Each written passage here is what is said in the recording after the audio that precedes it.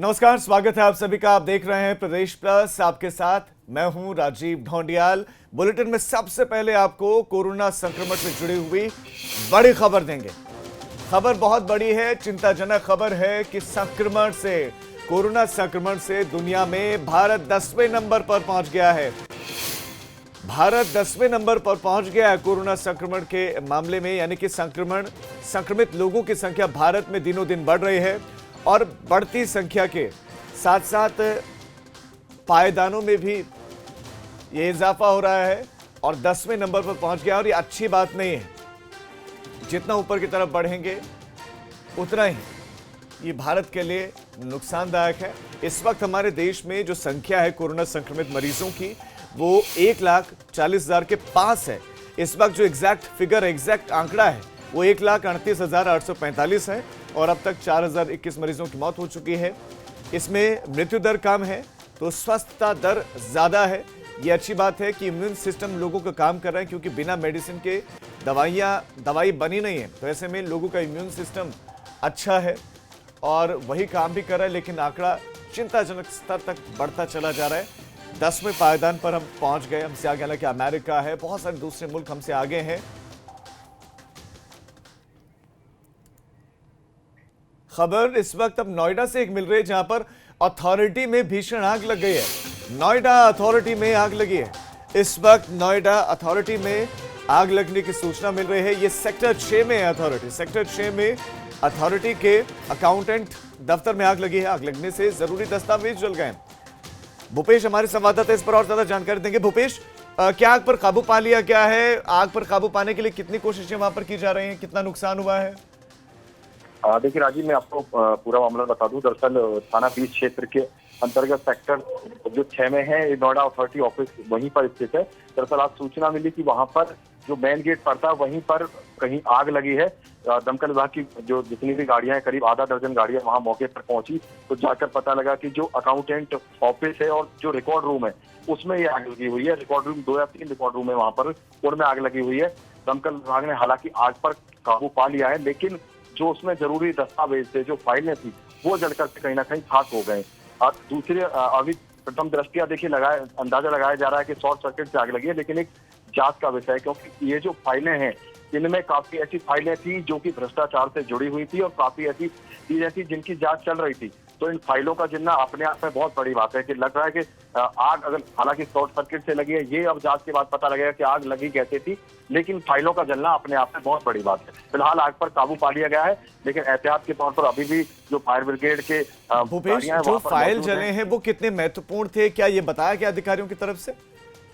देखिए, अभी अधिकारियों की तरफ से कोई इस पर बयान नहीं आया, लेकिन साफ तौर पे है क्योंकि वो रिकॉर्ड रूम था। रिकॉर्ड रूम में जो फाइलें मौजूद होती हैं वो काफी ही जरूरी दस्तावेज होते हैं, क्योंकि इसमें जो अथॉरिटी में अभी हाल फिलहाल निकल के जो पिछले घोटाले निकल के सामने आए थे, उनकी भी फाइलें उसी रिकॉर्ड रूम में मौजूद थी। इसके अलावा जो भी कुछ अधिकारियों पर जांचें चल रही थी, वो जांच वाले दस्तावेज भी वहीं पर मौजूद थे। तो रिकॉर्ड रूम अपने आप में, क्योंकि रिकॉर्ड रूम में काफी ऐसी फाइलें होती हैं, चाहे वो लैंड यूज घोटाला हो या किसी को टेंडर दिया गया। भूपेश, इस वक्त हम दर्शकों को तस्वीरें भी दिखा रहे हैं और सिर्फ धुआं नजर आ रहा है, उससे तरह और कुछ नजर नहीं आ रहा है, और वहां पर फायर ब्रिगेड के कर्मचारी दिखाई दे रहे हैं। तो क्या पूरा का पूरा कमरा ही जलकर खाक हो गया? जो धुआं दिख रहा है उससे तो ऐसा ही लगता है कि जो कुछ भीतर था वो सब जल गया होगा।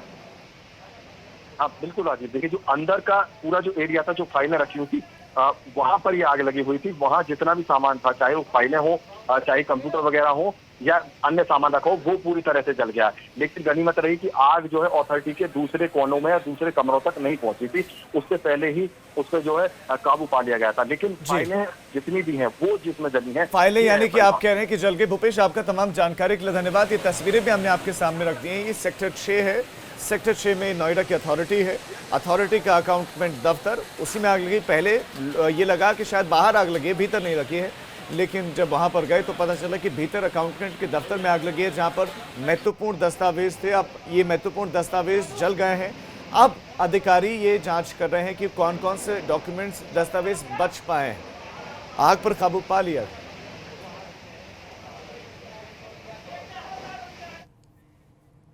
देश में लॉकडाउन के बीच बस ट्रेन सेवा शुरू होने के बाद अब आज से घरेलू उड़ान सेवा भी शुरू हो गई है। लगभग 2 महीने के बाद आज से एक बार फिर देश भर में घरेलू उड़ानें शुरू हो गई हैं। जो एयरपोर्ट लंबे वक्त से खाली थे, अब वहां पर चहलकदमी देखी जा रहे हैं।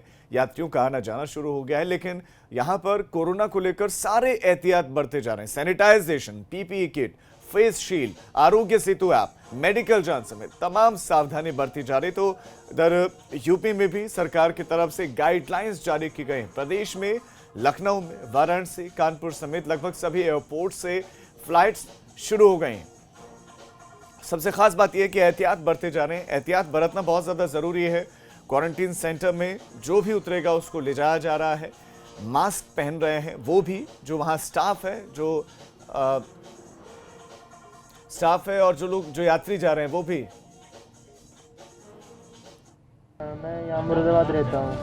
अभी मैं भुवनेश्वर जा रहा हूँ, वहाँ कैपिटल हॉस्पिटल, क्योंकि मैं वहाँ पे जॉब करता हूँ। कई लोग ये कह रहे हैं कि फ्लाइट की शुरुआत होना सही है, कई लोग कह रहे हैं गलत है। आपको क्या लगता है? नहीं, मेरे हिसाब से तो ठीक है। अगर प्रिकॉशन के साथ होगी तो ठीक है। अगर पूरी सावधानियाँ रखेंगे तो फ्लाइट चलना ठीक है। My name is Prasiddhi Podar and I am from Odisha. I've been studying in Singapore and I feel privileged to be on one of the first air flights to go back to my hometown Cuttack. जी, parliament session जो budget session चल रहा था हम लोग का 2020 का, पूरा सेशन में यहाँ पे दिल्ली में था। और दिल्ली में ये सेशन अटेंड करने के बाद मैंने कोशिश भी किया था जाने के लिए उड़ीसा, पर क्योंकि लॉकडाउन शुरू हो गया था तो टिकट्स की अवेलेबिलिटी नहीं थी, ट्रेन फ्लाइट सब बंद हो गए थे। तो पूरी फैमिली के साथ मैं यहाँ पे दिल्ली में फंसा हुआ था। I was really missing my constituents a lot. और मैं काफ़ी दिनों से बहुत परेशान था कि कैसे जाऊँगा, अपने लोगों से मिलूँगा। तो लोग परेशान थे, लेकिन एयरलाइन इंडस्ट्री शुरू हो गई है, उड़ानें शुरू हो गए हैं और उम्मीद है कि अर्थव्यवस्था को भी अब उड़ान लगेगी। बहरहाल आज लखनऊ आने वाली पहली फ्लाइट रद्द हो गई है। इस बीच ये बड़ी जानकारी भी, बड़ी अपडेट भी आपको देते हैं। फ्लाइट शुरू हुई है, लेकिन इस बीच लखनऊ आने वाली पहली फ्लाइट रद्द हो गई है। हैदराबाद से ये पहली फ्लाइट लखनऊ आनी थी जो रद्द हो गई, कैंसिल हुई है।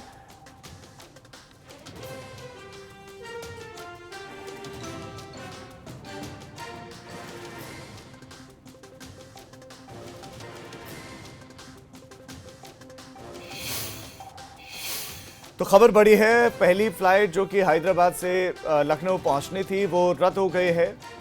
और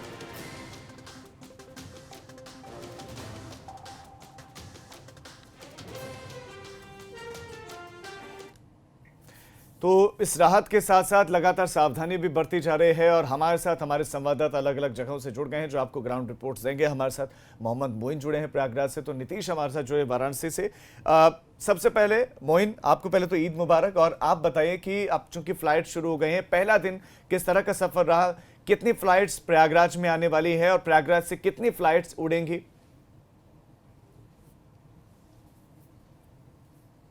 जी बिल्कुल, अगर संगम नगरी प्रयागराज की बात करें तो आज यहाँ पहले दिन सिर्फ 2 फ्लाइट उड़ान भरेंगी।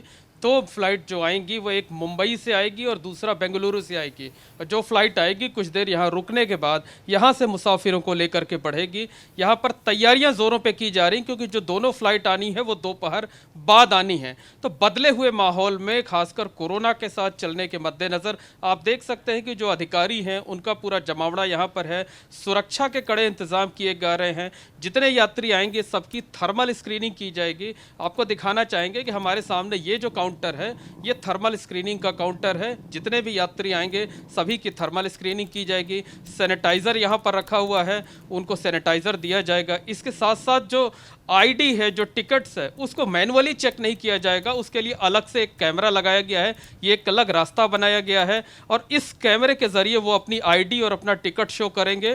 तो अंदर बैठा जो कर्मचारी है वो उसको वेरीफाई करेगा, तब उनको इस गेट से एंट्री दी जाएगी। जो अंदर कुर्सियां लगी थी उनको सब दूर दूर रखा गया है। आप देख सकते हैं कि ये कुर्सियां बाहर निकाली जा रही हैं, अलग किया जा रहा है। तमाम यात्री यहाँ पर आ चुके हैं, हालांकि दोपहर बाद की फ़्लाइट है तो तमाम यात्री यहाँ आ चुके हैं। जल्दबाजी की वजह से, क्योंकि पब्लिक ट्रांसपोर्ट नहीं चल रहे हैं अभी भी प्रयागराज में, तो कुछ यात्री यहाँ पर मौजूद हैं। हम उनसे बात करते हैं, उनसे जानने की कोशिश करते हैं कि उनको कहाँ जाना है, किस तरह से फंसे हुए थे। भाई साहब, ये बताइए कि आपको कहाँ जाना है, किस तरह से फंसे हुए थे, और आज से फ़्लाइट सेवा शुरू हो रही है तो किस तरह की खुशी महसूस हो रही है या राहत महसूस हो रही है? अभी काफ़ी राहत महसूस हो रही है। मुझे मुंबई जाना है। मैं पिछले 40 दिन से फंसा था एमपी में, तो वहाँ पे नज़दीक एयरपोर्ट नहीं था, इसकी वजह से मैं प्रयागराज से टिकट निकाला है और आज फाइनली मुंबई जाने का प्लान हो गया। किसी दिक्कत में थे या आप घर पर थे? नहीं, मैं काम के रिलेटेड आया था, मीटिंग था, लेकिन दूसरे ही दिन लॉकडाउन हो गया, तो उसके बाद पूरा ट्रांसपोर्टेशन सिस्टम बंद होने के कारण मैं नहीं जा पाया। तो अभी फाइनली फ़्लाइट चालू हो गई और आज मैं जा रहा हूँ मुंबई रिटर्न। अच्छा, बदले हुए माहौल में यहाँ पर काफ़ी व्यवस्थाएं बदल गई हैं कोरोना की वजह से, तो लगता है कि ये अच्छा है, राहत देने वाली बात है ये? नहीं, ये राहत देने वाली बात है और ऐसा ही पब्लिक ने फॉलो करना चाहिए, जो अपनी खुद की भी सेफ्टी करनी चाहिए और सैनिटाइज़र, मास्क ये सब लगा के साथ में लेके चलना चाहिए। बिल्कुल, हमारे साथ कुछ और यात्री हैं, हम उनसे भी बात कर लेते हैं, उनसे जानने की कोशिश करते हैं। भाई साहब, थोड़ा सा इस तरफ घूम जाइए जो है, बताइए आप कहाँ थे और आज पहली फ्लाइट पकड़ना आपके लिए क्यों इतना ज़रूरी हो गया था? मैं बहुत दिन से फंसा हुआ था, बहुत परेशानी हुआ था। अभी अच्छा हुआ, प्लेन चालू हो गया, हमको केरला जाना है। ये देखिए, ये फंसे हुए थे कहीं पर और बात करते हुए हमसे ये काफ़ी भावुक हो गए। इनके चेहरे का भाव आप देख सकते हैं, इनकी आंखें भर आई हैं हमसे बात करते हुए, काफ़ी राहत महसूस कर रहे हैं ये। हम इनसे फिर से बात करने की, जानने की कोशिश। बताइए, आज फ्लाइट शुरू हो गई, राहत महसूस कर रहे हैं? नहीं, अच्छा लग रहा है हमको जल्दी जाने की व्यवस्था किया, इसलिए हमको जल्दी जाना है। तो आप देख सकते हैं, इनको कहीं जाना था, कहीं पर ये फंसे हुए थे, लेकिन काफी परेशान थे और आज जब फ्लाइट शुरू हुई है, ये एयरपोर्ट पर पहुंच आए हैं, बिल्कुल तो खासी राहत महसूस कर रहे हैं और हमसे बात करते हुए ये काफी भावुक हो गए थे, इनकी आंखें भर आई थी। समझा जा सकता है कि लोग किस तरह परेशान थे और अब जब फ्लाइट सेवा शुरू हुई है तो लोगों को कितनी बड़ी राहत मिल रही है, इसका अंदाजा खुद ही लगाया जा सकता है। बिल्कुल राहत है। और मोइन, जो आपने बात की है और आंखों से छलकता हुआ पानी उस राहत को बयां कर रहा है, कहने की कुछ जरूरत नहीं है, राहत की बात है लोगों के लिए। और उधर जो है नजर भी आ रहा है, मैं नीतीश का जरा रुख करना चाहता हूँ। नीतीश, आप बताइए वाराणसी वासियों के लिए कितनी फ्लाइट्स आने वाली है, कितनी जाने वाली है, टाइमिंग उनकी क्या है और एयरपोर्ट पर क्या विशेष इंतजाम देखने को मिल रहे, कितनी जल्दी लोग पहुंच रहे हैं? फ्लाइट के जो फ्लाइट टेक ऑफ होने से कितनी देर पहले सब एयरपोर्ट्स पर पहुंच रहे हैं? राजीव, 2 घंटे पहले एयरपोर्ट पे पहुंचना होगा जो भी यात्री आ रहे हैं और जाना है उनको। जो भी यात्री यहां से जाने के इच्छुक हैं 2 घंटे पहले एयरपोर्ट पर पहुंचे, ये आदेश है। और इसके साथ ही आपको बता दूं कि अभी तक जो फ्लाइट की संख्या आई है वो ये है कि 16 जो फ्लाइट आएंगी और इसके साथ 16 जाएंगी। लेकिन जो अभी प्राथमिक सूचनाएं आ रही हैं, मुंबई से आने वाली और यहाँ से जाने वाली कुछ फ्लाइट्स जो हैं वो कैंसिल हो सकती हैं। नीतीश, आप अपनी बात को कंटिन्यू कीजिएगा, अपनी बात को आप कंटिन्यू कीजिएगा। मैं आपके लौटूंगा जरा इस बीच हमारे साथ अनिल कुमार द्विवेदी जी जुड़ गए हैं, डायरेक्टर हैं गोरखपुर एयरपोर्ट के। अनिल जी, मैं आपसे जानना चाह रहा हूं कि किस तरह की व्यवस्थाएं हैं एयरपोर्ट पर, कितनी फ्लाइट्स गोरखपुर एयरपोर्ट पर आज लैंड करेंगी, कितनी टेक ऑफ करेंगी, कहां कौन कौन से प्रदेशों के लिए उड़ान भरेंगी और क्या कोरोना के चलते विशेष इंतजाम है? गोरखपुर एयरपोर्ट पे आज जो है वो 4 फ्लाइट शेड्यूल थी, 4 आना और 4 जाना। इसमें तेलंगाना गवर्नमेंट के ऑब्जेक्शन की वजह से सिर्फ 3 फ्लाइटें आ रही है। हैदराबाद जाने वाली फ्लाइट कैंसिल कर दी गई है क्योंकि वहाँ पे गवर्नमेंट सिर्फ टोटल पैसेंजर फ्लाइट को आने जाने का ही वो किया हुआ है। और हमारे यहाँ जैसे पैसेंजर आते हैं उनका पूरी तरह से सैनिटाइजेशन, मेडिकल चेकअप वगैरह होता है। उसके पश्चात वो टर्मिनल में जाते हैं और सीधे फिर सिक्योरिटी चेक कराते हैं और फिर अपना सोशल डिस्टेंसिंग का पालन करते हुए सच्चे में चले जाते हैं। अनिल जी, क्या किस तरह का स्ट्रक्चर तैयार किया गया है कोरोना से निपटने के लिए? क्योंकि ये कहा जा रहा है कि कोई भी आएगा तो सैनिटाइजेशन है, सारे जो भी एहतियात हैं वो बरते जाएंगे। क्या किया जो पैसेंजर जो जाने वाले हैं उनका मेडिकल चेकअप होता है। अगर कोई समस्या पाई जाती है तो उनका बोर्डिंग कैंसिल कर दिया जाता है। जो आने वाले पैसेंजर हैं उनका जो है उनके साथ भी पूरा सिक्योरिटी चेक उनका भी मेडिकल चेकअप किया जाएगा। उनको एक यूपी गवर्नमेंट ने एक लिंक प्रोवाइड किया, उसमें उनका रजिस्ट्रेशन कराना है और उनका फिर 14 दिन का होम क्वारंटाइन होगा। यदि कोई प्रॉब्लम उनके साथ है, मेडिकल प्रॉब्लम है, तो फिर उनका जो है उनको कोविड सेंटर भेजा जाएगा। जी, अनिल कुमार द्विवेदी जी, आपका एबीपी गंगा के साथ जुड़ने के लिए बहुत शुक्रिया। तो गोरखपुर एयरपोर्ट के डायरेक्टर अनिल कुमार द्विवेदी ने जानकारी दी है कि 4 फ्लाइट्स शेड्यूल थी लेकिन सिर्फ 3 ही आएंगी क्योंकि एक हैदराबाद से अब नहीं आ रहे हैं क्योंकि तेलंगाना गवर्नमेंट नहीं चाहती है, उनकी कुछ आपत्तियां थी, इस वजह से ये फ्लाइट्स कैंसिल हुई हैं। तो इस बीच में अब सीधा मैं रुक कर लेता हूं एक बार फिर से नीतीश, आप अपनी बात को अब कंटिन्यू कीजिए नीतीश। जी राजीव, जहाँ तक हम पहुँचे थे ये था कि जो उड़ानें हैं, जो मुंबई से आने वाली कुछ फ्लाइट्स हैं, उनको कैंसिल किया गया है। ऐसी अभी अपुष्ट सूचना है, लेकिन किन किन जगहों पे क्या क्या स्थितियां हैं इनको देखते हुए अभी जब पुष्ट सूचना आएगी तो इसको पुष्ट किया जाएगा। लेकिन जो व्यवस्थाओं की बात है वो ये है कि हर आदमी जो एयरपोर्ट के भीतर प्रवेश करेगा उसके मोबाइल में आरोग्य सेतु का अपडेट ऐप होना चाहिए। इसके साथ ही मास्क होना चाहिए और एयरपोर्ट पर जो भी यात्री आएंगे उनके लिए सर्किल बनाए गए हैं। सर्किल बनाने के साथ बैठने की व्यवस्था की गई। बैठने की भी व्यवस्था, एक सीट पर एक ही आदमी बैठेगा, अन्यथा फिर जो 3 सीटें होती हैं, जैसे बैठने के इंतजाम एयरपोर्ट पे होते हैं, 2 सीटें और जगहों पे जो है वहाँ पे बैठने की अनुमति नहीं है। हाथ सैनिटाइजिंग की व्यवस्था है और आइसोलेशन वार्ड भी बनाया गया है एयरपोर्ट पर। अगर किसी को कोई सिम्टम्स या कोई दिक्कत होती है तो उस दौरान आइसोलेशन वार्ड में रखा जाएगा और अगर दिक्कत बढ़ जाती है तो एम्बुलेंस की व्यवस्था है, उसे तत्काल अस्पताल में शिफ्ट किया जाएगा। तो एयरपोर्ट पूरी तरह से तैयार है और 10:30 के लगभग यहाँ पे उड़ान पूरी करके और यहाँ पे फ्लाइट आने वाली है। जो यात्री हैं जो यहाँ से जाने वाले हैं वो 2 घंटे पहले वहाँ पे पहुँच रहे हैं। तो ऐसी स्थिति में बनारस में आज से घरेलू विमान सेवा शुरू है और काशी के लिए ये अच्छी बात इसलिए है कि बनारस में रहने वाले और बनारस से जो घरेलू स्तर पे आने जाने वाले लोग हैं वो बहुत उम्मीदज़दा थे। एक स्थान से दूसरे स्थान पर जाने के लिए काफ़ी दिक्कतें महसूस कर रहे थे। जिस तरह से अन्य जगहों पे लोग भावुक हो जा रहे हैं, वैसे बनारस में भी लोगों के मन में ये था कि कब अपने जगहों पे पहुंचेंगे, अपने सगे संबंधियों के यहाँ पहुंचेंगे और ये माहौल इस समय एयरपोर्ट का है। राजीव जी, नीतीश आपका, मोहम्मद मोइन आप दोनों का इस तमाम जानकारी के लिए धन्यवाद। तो जो एयरपोर्ट्स हैं वहां पर व्यवस्था चाक चौबंद दिखाई दे रही है। तो पूरे देश में हवाई सेवा तो शुरू हो गई है, लेकिन कोरोना काल में अब सफर बदल गया है। हमारे संवाददाता ने दिल्ली से पटना का सफर किया, ये एक्सक्लूसिव रिपोर्ट आप उनकी देखिए।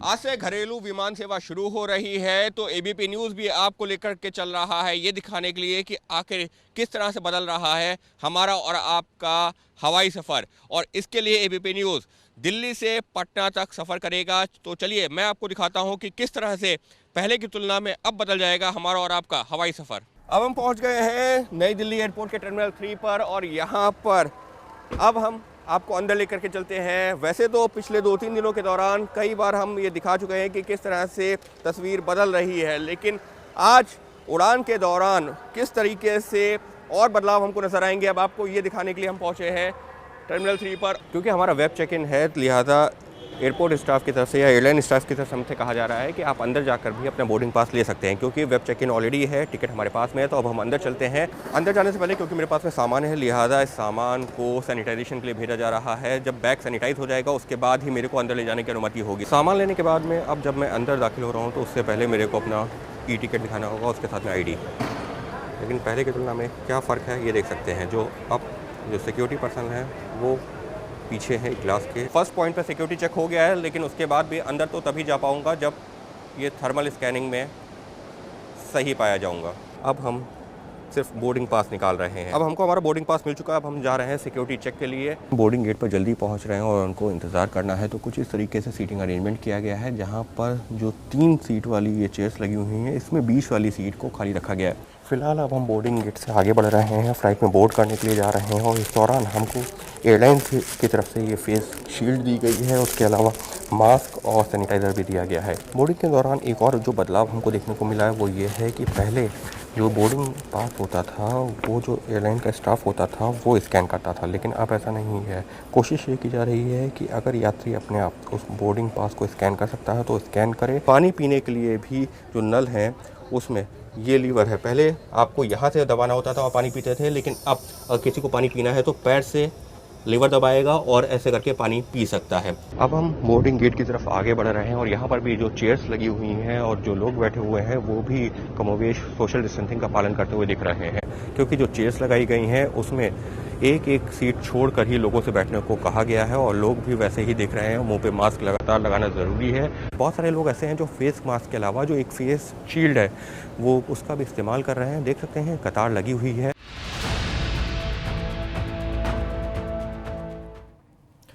चलिए फिलहाल एक छोटे से ब्रेक के लिए रुक रहे हैं, फौरन लौट रहे हैं।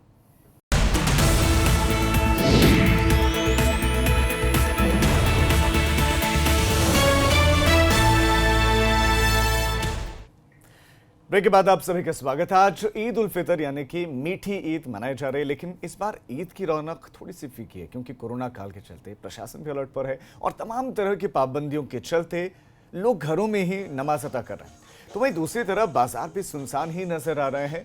हालांकि उम्मीद है, लोगों को आस है कि चलिए इस बार तो कोरोना है, कोरोना इस बार इस रौनक को फीका जरूर कर रहा है, लेकिन अगले साल ईद को उसी तरह मनाया जाएगा जैसे वो मनाते आए हैं। बिल्कुल पालन हुआ है उस अपील का, सबों ने घर में नमाज अदा की है और कोविड-19 को लोगों ने जो है घर में नमाज पढ़कर सबको सेफ करने की कोशिश की गई है। जैसा कि ये मोहलिक बीमारी चल रही है, अल्हम्दुलिल्लाह पूरे हिंदुस्तान के अंदर सोशल डिस्टेंसिंग को देखते हुए हमने ईद उल फितर की नमाज को अदा किया और जो भी सरकार की हिदायत थी उन पर अमल किया। क्या मंगल है आज इस पवित्र आज दिन था ईद का, इसके अंदर पूरे मुल्क के लिए बल्कि पूरी दुनिया के लिए जो इस वक्त जूझ रहे हैं कोरोना वायरस के इस बीमारी से, उससे छुटकारा पाने के लिए हमने अल्लाह से दुआ की है और पूरी अमन शांति के लिए हमारे मुल्क में बल्कि पूरे दुनिया के अंदर अमन बना रहे। रमज़ान के 30 रोज़ों के बाद खुशियों की नई सौगात लेकर आने वाला ईद उल फितर यानी ईद का त्यौहार आज संगम नगरी प्रयागराज में भी पूरी अकीदत और एहतराम के साथ मनाया जा रहा है। हालांकि इस बार के त्यौहार पर कोरोना की महामारी और लॉकडाउन की बंदिशों का असर साफ तौर पर देखने को मिल रहा है। लॉकडाउन की वजह से जो इबादतगाह हैं, जो मस्जिदें हैं, जो ईदगाह हैं, उनमें ताले लटके हुए हैं, लिहाजा लोग घर पर ही सोशल डिस्टेंसिंग के साथ नमाज अदा कर रहे हैं। हालांकि ईद की नमाज मस्जिदों और ईदगाह में ही होने की परंपरा है, कंधे से कंधा मिलाकर लोग जमात के साथ ही नमाज अदा करते हैं, लेकिन इस बार चूँकि ईदगाह और मस्जिदें बंद हैं, लिहाजा लोग घरों पर ही नमाज अदा कर रहे हैं। इस वक्त हम मौजूद हैं प्रयागराज के नीम सराय इलाके में। आप देख सकते हैं एक परिवार में हम मौजूद हैं कि लोग सोशल डिस्टेंसिंग के साथ चेहरे पर मास्क लगा करके वो नमाज अदा कर रहे हैं। हालांकि प्रयागराज के लोगों ने काफ़ी पहले ही ये फैसला कर लिया था कि कोरोना की महामारी के चलते वो इस बार सादगी के साथ ईद मनाएंगे, किसी तरह का जश्न नहीं करेंगे, किसी तरह का मेले का आयोजन नहीं करेंगे। घरों में सेवैयाँ तो बनेंगी लेकिन दावत नहीं होगी, मेहमान नहीं बुलाए जाएंगे, मेहमान नवाजी नहीं होगी। तो ख़ास तौर पर आपको बता दें कि आज ईद की नमाज के बाद जो दुआ मांगी जा रही है उसमें दुनिया को कोरोना की महामारी से आज़ादी दिलाने की दुआ मांगी जा रही है। और कहा यह जाता है, जो मान्यता है कि रमज़ान के 30 महीनों के बाद इबादत के 1 महीने के बाद जो सच्चे मन से दुआ मांगी जाती है वो ज़रूर कबूल होती है। लिहाजा ये कहा जा सकता है कि आज जो दुआ मांगी जा रही है उसके बाद ये उम्मीद की जाती है कि कोरोना की महामारी का असर जो है वो धीरे धीरे करके कम होगा और लोगों को, पूरी दुनिया को इस महामारी से निजात मिल सकेगी। कैमरामैन रोहित श्रीवास्तव के साथ मोहम्मद मोइन, एबीपी गंगा, प्रयागराज। कन्नौज में भी ईद को लेकर कड़ी सुरक्षा है। नमाज स्थलों पर सन्नाटा पसरा, यहाँ पर सुरक्षा के कड़े इंतजाम किया गया। लॉकडाउन नियमों के पालन के साथ घरों में नमाज पढ़े गए खुद आला अधिकारी मौके पर मुस्तैद नजर आए।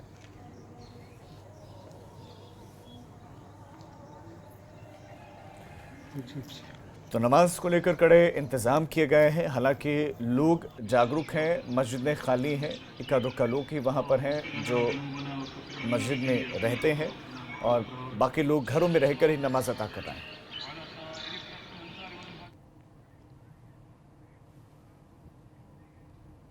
खबर मुंबई से अब आपको देंगे और खबर बड़ी है। मुंबई में लोक निर्माण मंत्री को कोरोना हो गया, कोरोना पॉजिटिव मिले हैं। लोक निर्माण मंत्री मुंबई में जो लोक निर्माण मंत्री हैं वो कोरोना पॉजिटिव मिले हैं। पूर्व सीएम अशोक चौहान कोरोना संक्रमित हुए हैं। अशोक चौहान को मुंबई में शिफ्ट करने की तैयारियां हैं।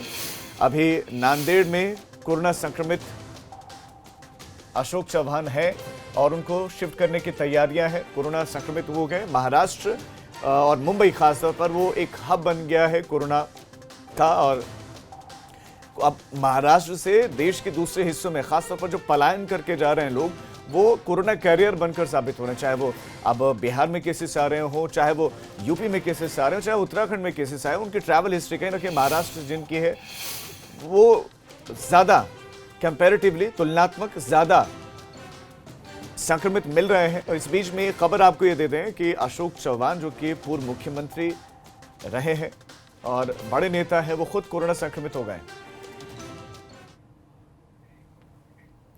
इस बुलेटिन में फिलहाल इतना ही, लेकिन उससे पहले एक जानकारी आपको दे रहे हैं। आगरा में थोड़ी सी राहत के बाद एक बार फिर से कोरोना के 10 मामले सामने आ गए हैं और ताज़ा मामला आगरा के ग्रामीण इलाकों से सामने आए। तो लगातार केसेस आ रहे हैं।